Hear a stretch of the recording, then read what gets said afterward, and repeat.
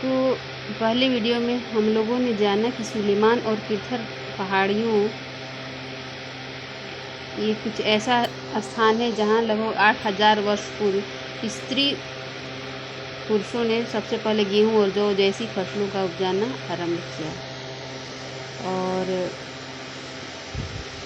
गारो और मध्य भारत में विंध्य पहाड़ियाँ जो हैं यहाँ कृषि का विकास हुआ, जहाँ सबसे पहले चावल उपजाया गया। और उसके बाद है लोगों ने सदैव उपमहाद्वीप के एक हिस्से से दूसरे हिस्से तक यात्रा की। यात्रा करने का कारण भी हम लोगों ने पढ़ा कि एक तो यात्रा लोग जानने की इच्छा होती थी आगे क्या है, इसकी वजह से लोग यात्रा करते थे। या फिर काम की तलाश में भी लोग यात्रा करते थे, या प्राकृतिक आपदाओं के कारण बाढ़ सुखाड़ वगैरह के चलते लोग एक स्थान से दूसरे स्थान पर यात्रा करते थे। आज लोग यात्राएं क्यों करते हैं? तो पहाड़ियाँ, पर्वत और समुद्र इस उपमहाद्वीप की प्राकृतिक सीमा का निर्माण करते हैं। हालांकि लोगों के लिए इन सीमाओं को पार करना पहले आसान नहीं था। जिन्होंने ऐसा चाहा वे ऐसा कर सके, वे पर्वतों की ऊंचाई को छू सके और गहरे समुद्रों को पार कर सके। उपमहाद्वीप के बाहर से कुछ लोग यहाँ आए और यहीं बस गए। लोगों के आवागमन ने हमारी संस्कृति परंपरा को समृद्ध किया। कई सौ वर्षों से लोग पत्थर को तराशने, संगीत रचने और यहाँ तक कि भोजन बनाने के नए तरीकों के बारे में एक दूसरे के विचारों को अपनाते रहे। अपने देश के लिए हम प्रायः इंडिया, भारत जैसे नामों का प्रयोग करते हैं। इंडिया शब्द इंडस से निकला है, जिसे संस्कृत में सिंधु कहा जाता है। अपने एटलस में ईरान और यूनान का पता लगाइए। एटलस में ईरान और यूनान को देखना होगा। लगभग 2500 वर्ष पूर्व उत्तर पश्चिम की ओर से आने वाले ईरानियों और यूनानियों ने सिंधु को हिंदोस और इंदोस और इस नदी के पूर्व में स्थित भूमि प्रदेश को इंडिया कहा। भारत नाम का प्रयोग उत्तर पश्चिम में रहने वाले लोगों के लिए एक समूह के लिए किया जाता है। पहले एक समूह के लिए भारत शब्द का प्रयोग किया जाता था।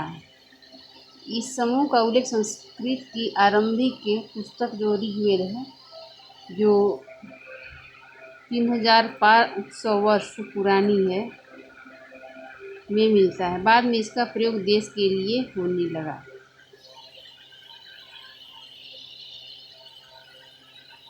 और पहले जो है ताड़पत्रों और भोजपत्र पर लिखा जाता था।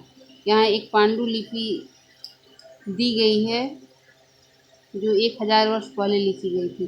किताब बनाने के लिए ताड़ के पत्तों को काटकर उनके अलग अलग हिस्सों को एक साथ बांध दिया जाता था। भूर्ज पेड़ की छाल से बनी ऐसा ही एक पांडुलिपि को आप यहाँ देख सकते हैं। अतीत की जानकारी हम कई तरह से प्राप्त कर सकते हैं।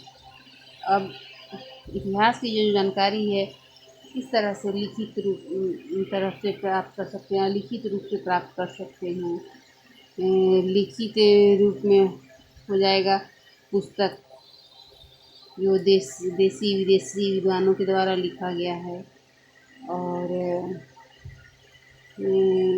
अभिलेखों, दीवारों वगैरह पर लिखा गया है, उससे लिखित है। और अलिखित होता है साक्ष्य, जैसे उस टाइम के बहुत सारे मिले सामान वगैरह से। तो आइए देखते हैं यहाँ क्या लिखा हुआ है। अतीत की जानकारी हम कई तरह से प्राप्त कर सकते हैं। इनमें एक तरीका है अतीत में लिखी हुई पुस्तकों को ढूंढना और पढ़ना। ये पुस्तकें हाथ से लिखी होने के कारण पांडुलिपि कही जाती है। अंग्रेजी में पांडुलिपि के लिए प्रयुक्त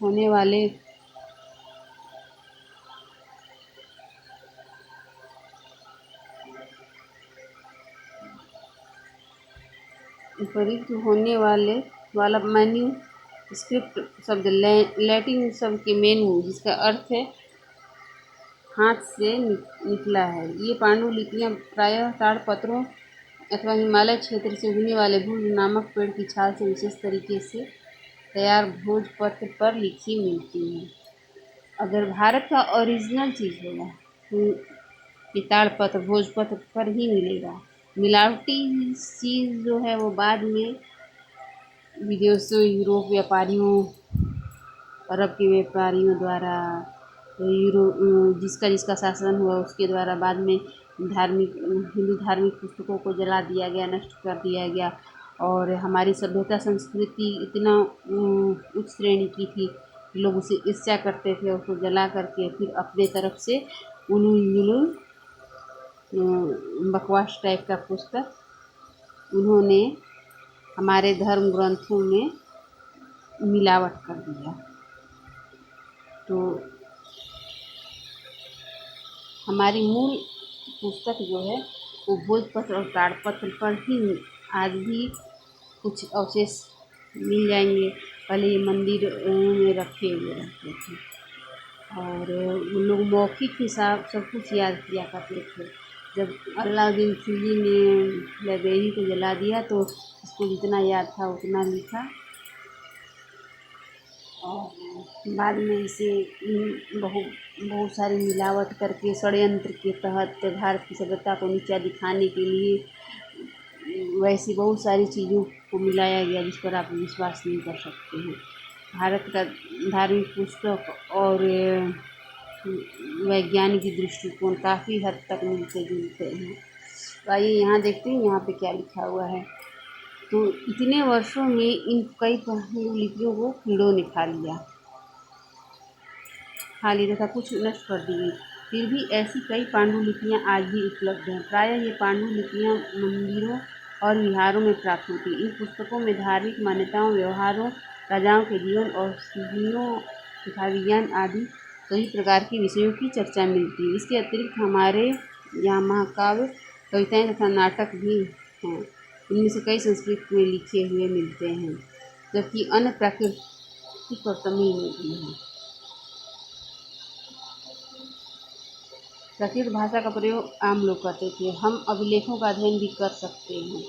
ऐसे लेख पत्थर अथवा धातु जैसी अपेक्षाकृत कठोर सतहों पर तुरंत मिलते हैं। यहाँ ये एक दिया हुआ है। तो अभिलेख जो है सबसे पहले शायद प्रिंसेप नाम का एक अंग्रेज व्यक्ति ने इसको पढ़ा था। एक चोर था, उसका पीछा करते करते अंग्रेज पुलिस पीछे भाग रही थी। उसी टाइम चोर एक दीवार से टकराया वहाँ पे, तब वो वहाँ पर उसे कुछ अवशेष टाइप का मिले। उसके बाद वो सिंधु घाटी सभ्यता का अवशेष बाद में साबित हुआ। उसके बाद से ही अंग्रेज़ों को हिंदू सभ्यता संस्कृति के बारे में जानने की उत्सुकता ज़्यादा बढ़ गई। आइए अभी देखते हैं इधर क्या लिखा हुआ है। कुछ अन्य प्रकार के अभिलेख भी मिले हैं। राजा और रानियों सहित अन्य स्त्री पुरुषों ने भी अपने कार्यों का विवरण उत्कीर्ण करवाए हैं। अशोक जो था वो उसका बहुत सारा अभिलेख मिलता है। उदाहरण के लिए शासक लड़ाइयों में अर्जित विजयों को लेखा जोखा करते थे। इन अभिलेखों पर अपना विजय गाथा लिखवाते थे। इसके अतिरिक्त अन्य वस्तुएं थी बनी प्रयोग में लाई जाती थी। इसका अध्ययन करने वाला व्यक्ति पुरातत्वविद कहलाता था। पुरातत्वविद पत्थर और ईंट से बनी इमारतों के अवशेषों, चित्रों और मूर्तियों का अध्ययन करते हैं। ये औजारों, हथियारों, बर्तनों और आभूषणों आदि के द्वारा ये पता लगाते हैं उस समय के लोग कैसे रहते थे, कितना उनका विकास हुआ था। सिक्कों की प्राप्ति के लिए छानबीन खुदाई भी करते हैं। इनमें कुछ वस्तुएं पत्थर, पकी मिट्टी, कुछ धातु की भी बनी हो सकती हैं। ऐसे तत्व कठोर और जल्दी नष्ट न होने वाले होते हैं। मछलियों की हड्डियाँ भी, चिड़िया, जानवर और मछलियों की हड्डियाँ भी ढूंढते हैं। उन्हें यह जानने में मदद मिलती है कि अतीत में लोग क्या करते थे। वनस्पतियों को बहुत मुश्किल से बच पाते हैं, लेकिन अगर अन्न के दाने, लकड़ी के टुकड़े जल जाते हैं तो वे जले हुए रूप में बचे रहते हैं। क्या पुरातत्वविदों को बहुत कपड़ों के अवशेष मिलते होंगे, ये सवाल है। लेकिन आता है कि कहीं कहीं कपड़ा भी उन्हें मिला है। पांडुलिपियों, अभिलेखों, पुरातत्व से ज्ञात जानकारियों के लिए इतिहासकार प्रायः स्रोत शब्द का प्रयोग करते हैं। इतिहासकार उन्हें कहते हैं जो अतीत का अध्ययन करते हैं। इतिहासकार किन्हें कहते हैं? जो अतीत का अध्ययन करते हैं। स्रोत के प्राप्त होते ही अतीत के बारे में पढ़ना बहुत रोचक होता है, क्योंकि इन स्रोतों की सहायता से हम धीरे धीरे अतीत का पुनर्निर्माण करते जाते हैं। अतः इतिहासकार तथा पुरातत्वविद उन जासूसों की तरह है जो इन सभी स्रोतों का प्रयोग सुराग के रूप में कर अतीत को जानने का प्रयास करते हैं। अतीत एक या अनेक। आपने इस पुस्तक के शीर्षक अतीत पर ध्यान दिया है? यहाँ अतीत शब्द का प्रयोग बहुवचन में किया गया है। ऐसा इस तथ्य को ध्यान में लाने के लिए किया गया है कि अलग अलग समूह के लोग इस अतीत के लिए अलग अलग मायने थे। उदाहरण के लिए पशुपालक अथवा कृषकों का जीवन राजाओं और रानियों के जीवन से तथा व्यापारियों का जीवन शिल्पकारों के जीवन से बहुत भिन्न था। जैसा कि हम आज भी देखते हैं, उस समय भी देश के अलग अलग हिस्सों में लोग अलग अलग व्यवहार और रीति रिवाजों का पालन करते थे। उदाहरण के लिए आज अंडमान द्वीप के अधिकांश लोग अपना भोजन मछलियाँ पकड़कर, शिकार करके, फल फूल के द्वारा प्राप्त करते हैं, संग्रह करके प्राप्त करते हैं। इसके विपरीत शहरों में रहने वाले लोग खाद्य आपूर्ति के लिए अन्य व्यक्तियों पर निर्भर करते थे। इस तरह के भेद अतीत में भी विद्यमान थे। इसके अतिरिक्त एक अन्य तरह का भेद है। उस समय शासक अपनी विजयों का लेखा जोखा रखते थे। यही कारण है कि हम उन शासकों तथा उनके द्वारा लड़ी जाने वाली लड़ाइयों के बारे में काफ़ी कुछ जानते हैं, जबकि शिकारी, मछुआरे, संग्राहक, कृषक अथवा पशुपालक जैसे आम आदमी प्रायः अपने कार्यों का लेखा जोखा नहीं रखते थे। पुरातत्व की सहायता से हमें उनके जीवन को जानने में मदद मिलती है, हालांकि अभी भी इनके बारे में बहुत कुछ जानना शेष है। तिथियों का मतलब, अगर कोई आपसे तिथि के विषय में पूछे तो शायद आप उस दिन की तारीख, माह, वर्ष, जैसे कि 2000 या इस तरह का कोई वर्ष बताओगे। वर्ष की यह गणना ईसाई धर्म प्रवर्तक ईसा मसीह के जन्म की तिथि से की जाती है। अतः 2000 वर्ष कहने का तात्पर्य है ईसा मसीह के जन्म के 2000 वर्ष के बाद से है। ईसा मसीह के जन्म के पूर्व की इस सभी तिथियां ईसा पूर्व, ईसा से पहले के रूप में जानी जाती है। इस पुस्तक में हम 2000 को अपना आरंभिक बिंदु मानते हुए वर्तमान से पूर्व की तिथियों का उल्लेख करेंगे। इतिहास की तिथियाँ, अंग्रेजी में BC, हिंदी में ईसा पूर्व का तात्पर्य बिफोर क्राइस्ट, ईसा यानी ईसा पूर्व होता है। कभी कभी आप तिथियों के पहले AD, अब ये चीज़ ज़्यादा दिखता है, AD लिखा पाते हैं। यह एनो डोमिनी नामक 2 लैटिन शब्दों से बना है। इसका तात्पर्य यह है कि ईसा मसीह के जन्म के वर्ष से है। कभी कभी AD की जगह CE और BC की जगह BCE लिखा रहता है। CE अक्षरों का प्रयोग common era, C means common और E मीन्स एरा, तथा BCE का बिफोर कॉमन एरा के लिए होता है। हम इन शब्दों का प्रयोग इसलिए करते हैं क्योंकि विश्व के अधिकांश देशों में अब इस कैलेंडर का प्रयोग सामान्य हो गया। भारत में तिथियों के इस रूप का प्रयोग लगभग 200 वर्ष पूर्व आरंभ हुआ था। कभी कभी अंग्रेजी के BP अक्षरों का प्रयोग होता है, जिसका तात्पर्य बिफोर प्रेजेंट, वर्तमान से पहले है। और जैसा कि हमने पहले पढ़ा है, अभिलेख कठोर सतहों पर उत्कीर्ण करवाए जाते हैं। इनमें से कई अभिलेख 100 वर्ष पूर्व लिखे गए। सभी अभिलेखों में लिपियों और भाषाओं का प्रयोग हुआ है। समय के साथ साथ अभिलेखों में प्रयुक्त भाषाओं तथा लिपियों में बहुत बदलाव आ चुका है। विद्वान यह कैसे जान पाते हैं कि आखिर क्या लिखा है? इसका पता अज्ञात लिपि का अर्थ निकालने की प्रक्रिया द्वारा किया जाता है। इसी प्रकार अज्ञात लिपि को जानने के लिए एक प्रसिद्ध कहानी उत्तर अफ्रीकी देश मिस्र से मिलती है। यह लगभग 5000 वर्ष पूर्व यहाँ राजा रानी रहते थे। मिस्र के उत्तरी तट पर रोसेटा नाम का एक कस्बा है। यहाँ से एक ऐसा उत्कीर्ण पत्थर मिला है जिस पर एक ही लेख 3 भिन्न भिन्न भाषाओं तथा लिपियों में है। कुछ विद्वान यूनानी भाषा पढ़ सकते थे। उन्होंने बताया कि राजाओं तथा रानियों के नाम एक छोटे से फ्रेम में दिखाए गए हैं। इसे कारतूस कहा जाता है।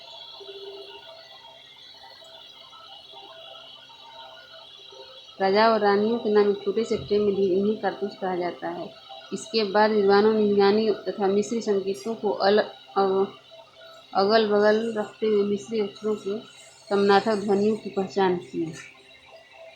जैसा कि आप देख सकते हैं, यहाँ एल अक्षर के लिए शेर तथा ए अक्षर के लिए चिड़िया का चित्र बने हैं। एक बार जब उन्होंने यह जान लिया कि विभिन्न अक्षर के लिए प्रयुक्त हुए, तो ये आसानी से अन्य अभिलेखों को पढ़ सकेंगे। यहाँ देखिए,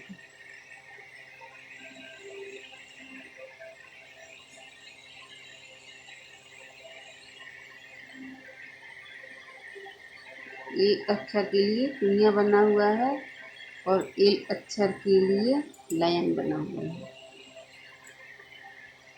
तो इसका प्रश्न उत्तर जो है हम लोग अगला वीडियो में देखेंगे।